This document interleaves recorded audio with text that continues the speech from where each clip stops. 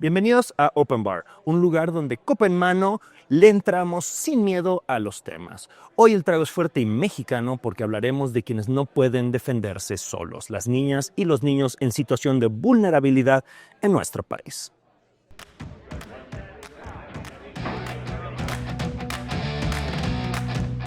Un lugar para informarse, un lugar para analizar y un lugar para disfrutar.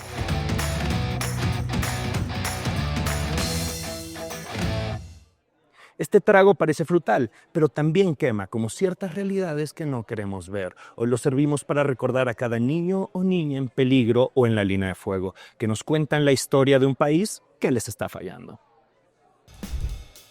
En un shaker con mucho hielo vamos a poner 2 onzas de tequila, 2 onzas de jugo de arándano y una de limón. Acompañamos con un chorrito de jarabe de agave y sacudimos muy bien.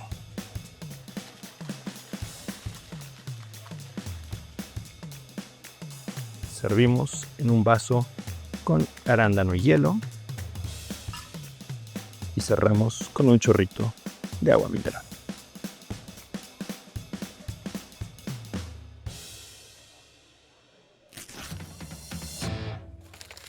Hoy nos acompaña Juan Martín Pérez, director de Tejiendo Redes Infancia en América Latina y el Caribe. Juan lleva más de 25 años trabajando para que la niñez deje de ser invisible en organizaciones como Redim y ahora con nuevos proyectos. Bienvenido a Open Bar. Muchísimas gracias. Nos acompaña también nuestro Jorge Israel Hernández, colaborador del portal México 5.0, pero también es experto en derechos humanos. Salud y bienvenidos. Salud.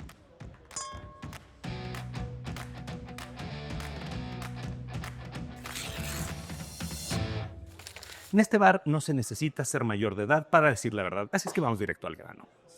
Este es un tema muy delicado, así que empecemos dándole un poco de contexto a nuestro público, ¿no? ¿Cómo ha evolucionado la violencia contra las infancias y las adolescencias en los últimos años, diríamos, en los últimos 2, 3 sexenios? Mira, Andrés, lo que hay que recordar es que la población en México, 1 de cada 3 habitantes tienen menos de 18 años de edad. De tal suerte que todo lo que sucede en este país, bueno o malo, les toca. Les impacta de una u otra. Y hay un parteaguas que todo mundo hemos documentado, que es el inicio de la guerra contra el crimen, o la guerra contra las drogas. La guerra de Calderón. Así es. Y que lamentablemente se convirtió en la guerra de Peña Nieto, en la guerra de López Obrador. Ahora es la guerra de Claudia y Omar. En efecto.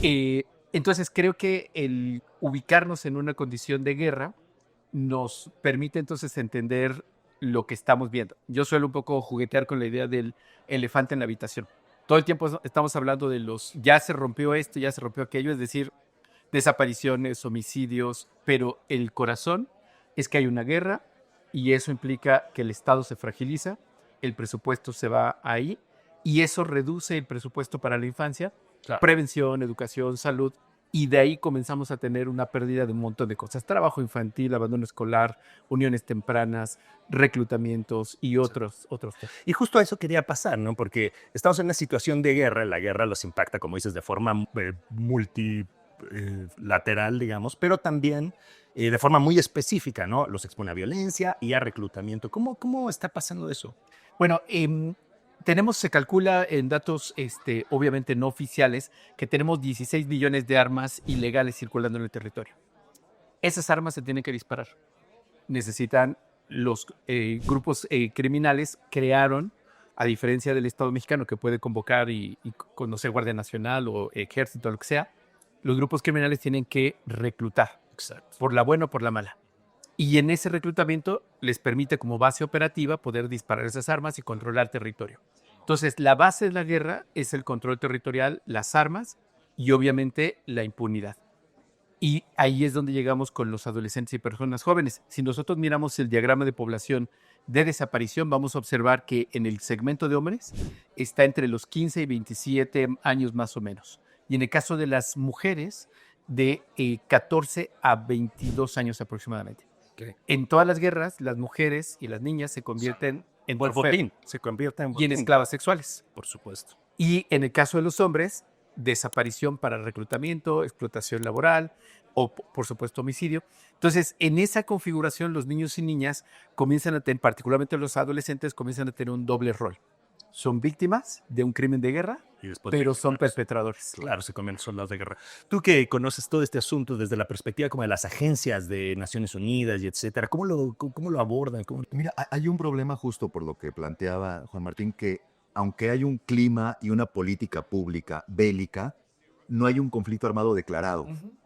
Entonces, la participación de agencias internacionales o del sistema de Naciones Unidas o el sistema interamericano puede acompañar, por un lado, el Estado mexicano con asesoría técnica, etcétera, etcétera, y por otro, a la sociedad civil organizada o no, en términos técnicos únicamente, pero no puede involucrarse más allá en tanto formalmente no hay un conflicto armado declarado.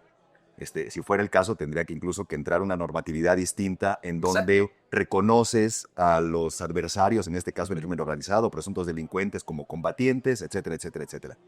Y hay una serie de consecuencias tipo efecto dominó en donde la política pública bélica orienta, como ya nos planteaba, todos los recursos, pero el Estado mexicano no ha reorientado todo su andamiaje en ese sentido. Digamos, si yo estoy planteando una política pública de salud bélica para combatir a la delincuencia o al crimen o el consumo de drogas, todo mi aparato institucional debería redoblar esfuerzos para solventar el impacto. Por ejemplo, todo el andamiaje encargado de acompañar a niñas, niños y adolescentes tendría que hacerlo no en condiciones ordinarias como lo hacen normalmente, sino extraordinarias en tanto estamos en guerra. Pero claro, eso le pone al Estado una obligación que no quiere asumir, ¿no? Claro. Y Juan Martín, lo que me gustaría saber es exactamente cómo reclutan a los chavos. O sea, sé que hay distintos mecanismos, ¿no? Pero digo, ahora que estamos hablando todos de Teuchitlán y todo este horror que, no, o sea, no pasó tanto, era más bien como ya lo han convertido en un campamento de verano casi. Sí, sí, y ahora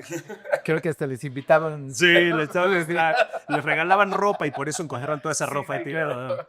Pero, ¿cómo funciona Mira, ese digamos, el reclutamiento tiene como es una especie de arcoíris. Y hay niños que hemos documentado de 8 años reclutados. Ahí usamos el concepto más de utilización. Todo este apartado de los llamados niños halcones o niñas halconas, niñas que son informantes, están más en una lógica de utilización. Van a la escuela, traen uniforme, hacen una vida más o menos cotidiana, pero, por ejemplo, en la adolescencia ya comenzamos a tener otros escenarios más complicados. Puede ser que ya tengan consumo de sustancias, que ya comiencen a cometer delitos, obviamente en la misma lógica, robos, agresiones, y comienzan a involucrarlos, por ejemplo, en el traslado de armas o en el traslado de sustancias. No, porque son menos... Llaman menos la atención. Ahora, hay una especie de mito que yo siempre trato de aclarar, de que entonces todos son el ponches y todos son sicarios y todos andan armados. No. Por varios factores. Primero, porque las armas cuestan. Esto es un negocio. Ellos, por su desarrollo cerebral... No te entregan la pistola con... No, claro que no. No es así. Dije, yo quiero ser sicario y ya... Si usted escoja la dorada con 2 cargadores, no, así no funciona. Porque eso cuesta dinero. Pero además el desarrollo cerebral de los adolescentes no está preparado para un combate.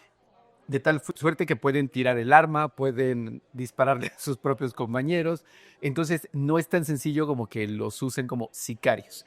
Están mucho más metidos, reclutados en una lógica de informantes, de trasiego, explotación laboral, de servidumbre, explotación sexual también.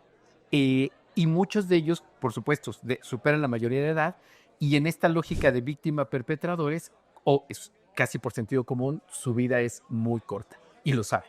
Por supuesto, sí, había estadísticas ¿sí? De que entran sabiendo que van a tener acceso a cierto poder y dinero 5 años. 5 o 10 años. Pero es que es interesante porque estábamos pensando en cómo se reclutaban niños soldados en las guerras civiles africanas, pero también cómo es el reclutamiento de islamistas, ¿no? Claro. Que tomas a personas con desesperanza prendida, que ya dan que la vida ya valió madre. O sea, básicamente van a ser pobres. Siempre no hay expectativa. Como en México, ¿no? Más o menos México. Más o menos. Y entonces les das la ilusión de que van a tener poder por un momento, que van a pertenecer a algo, ¿no? Es una fantasía poderosa para entonces se puede entender desde una dinámica horrorosa que eso funciona, ¿no? ¿Tú cómo ves, Jorge? Claro, y además ahí lo que sucede es que esta perspectiva puede llegar a invisibilizar otras. Estaba pensando ahora, por ejemplo, niñas y niños que son víctimas, digamos, secundarias, de un padre desaparecido. o de una madre que la llevan para trata de personas, o de familias en desplazamiento forzado, cosas que pasan en México regularmente, o de grupos familiares migratorios que cruzan a Estados Unidos y los niños no. Los niños se quedan de este lado de la frontera porque no pueden cruzar. Entonces, no son únicamente los niños que activamente participan por condicionamiento o por decisión propia en cierto momento, obligados por el contexto, evidentemente, dentro de las dinámicas del crimen organizado, sino aquellos que son víctimas como parte de un entorno de víctimas. Y eso me parece que quedan invisibilizados ante el reflector muy potente que tiene la participación de niños en actividades delincuenciales. Claro, que vende más, ¿no? Pero digamos, da más clics. Pero precisamente esto que planteas, yo creo que es a donde tenemos que ubicar. Mientras tengamos un contexto de violencia armada generalizada, nosotros hicimos esta campaña a la que aprovecho para invitar a que se puedan sumar Niñez Libre de Guerra con el hashtag. Y es evidentemente una provocación. El primer estudio que me tocó coordinar y hacer cuando en 2010 era director de Redim se llama Infancia y Conflicto Armado en México. Y podrán imaginar, bueno, ahí tuvimos persecución militar, amenazas, estaban hiper Defender enojados. los derechos humanos en México es peligrosísimo. Pero les enojó muchísimo que habláramos de guerra. Y entonces lo que en ese texto que es público, hablamos de un conflicto armado singular. Eso no existe en el derecho internacional, pero nosotros queríamos ponerle nombre precisamente llamando la atención a que tendría que suceder algo diferente. Eso fue 2010. 2011 el Comité de Derechos del Niño emite recomendaciones pidiendo, englobándolas todas en 3 bloques. Una, tipificar el delito de reclutamiento forzado, porque no está tipificado. Segundo, reconocer la existencia de estos adolescentes y jóvenes y crear programas de desvinculación por el doble rol de víctimas y perpetradores. Pero la mayor parte de las recomendaciones están en prevención, construir cultura de paz en los territorios y particularmente en las escuelas. 14 años, no se ha tipificado el reclutamiento, tenemos muchísimos más desaparecidos, reclutados, asesinados, y el negocio de la guerra sigue pujante. Y es un gran negocio. Bueno, pero qué bueno que mencionas tu campaña, porque justo era uno de los temas que nos convocó a pedirte que nos acompañaras, que es cómo nace esta campaña, cómo funciona, qué es lo que aspiras, qué es lo que la gente puede hacer para involucrarse. Bueno, comentarles que lo que estamos hablando de México no solo sucede aquí, ya está expandido. Centroamérica, Ecuador, Brasil, y nosotros como El Salvador, que ya es perfecto. Ah, sí, claro. Sí, exceptuando porque ahora Charlie ya creo que está soltando la sopa y por unos millones de dólares parece que algo ahí se va a saber. Pero bueno, en toda la región de toda América Latina la violencia armada se está generalizando. Y no hablamos de pistolitas, hablamos de armas largas, de crimen organizado, control de territorios. Y hay este concepto que en derechos humanos ustedes han escuchado, que son las redes de macrocriminalidad. Políticos corruptos, Sistema judicial ¿no? Involucrado. Empresarios corruptos y obviamente los operadores criminales con sombrero y pistola. Bueno, esas redes se están expandiendo por todo el territorio porque es un gran negocio. Están fragilizando los estados y los niños, niñas y personas jóvenes están siendo las principales víctimas, mujeres destacadas. De tal suerte que el llamado de hacer esta campaña Niñez Libre de Guerra parte de un reconocimiento a la Convención sobre los Derechos del Niño que establece explícitamente que ningún niño ni ninguna niña debe de vivir en un contexto de guerra.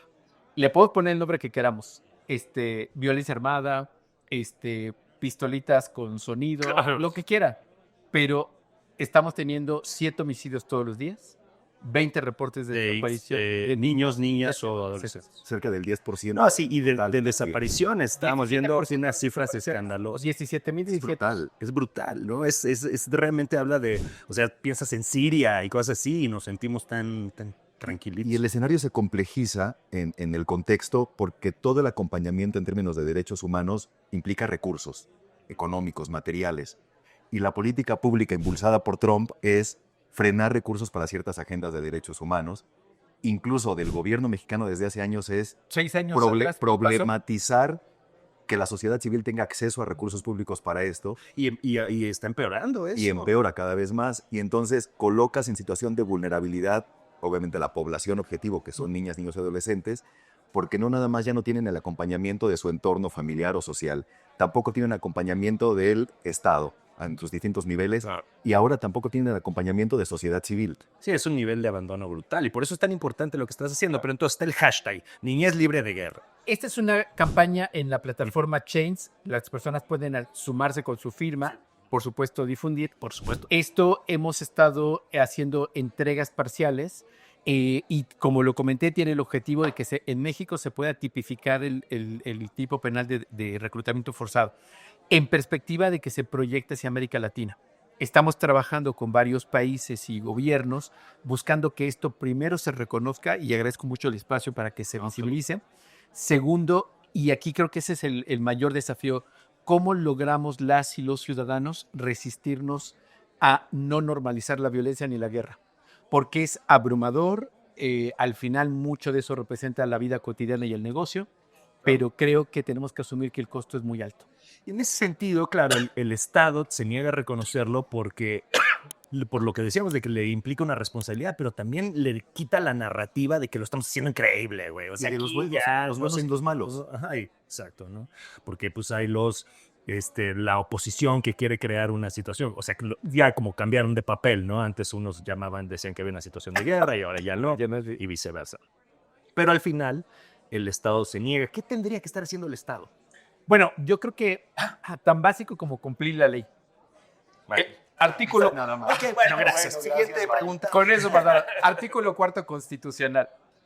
Interés superior de la niñez. Toda acción de Estado tiene que priorizar el interés superior de la niñez.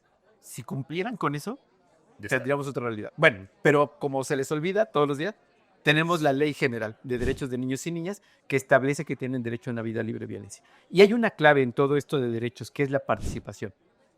Nosotros estamos insistiendo en que tenemos que reconocer a niños y niñas como ciudadanos de pleno derecho. Se supone que en el artículo 34, que no se ha reformado, se es ciudadana a partir de los 18 años de edad con un modo honesto de vivir. Ya mucha gente que conocemos en el ámbito de la política no tendría ciudadanía, pero dicen la edad. claro, por otros motivos.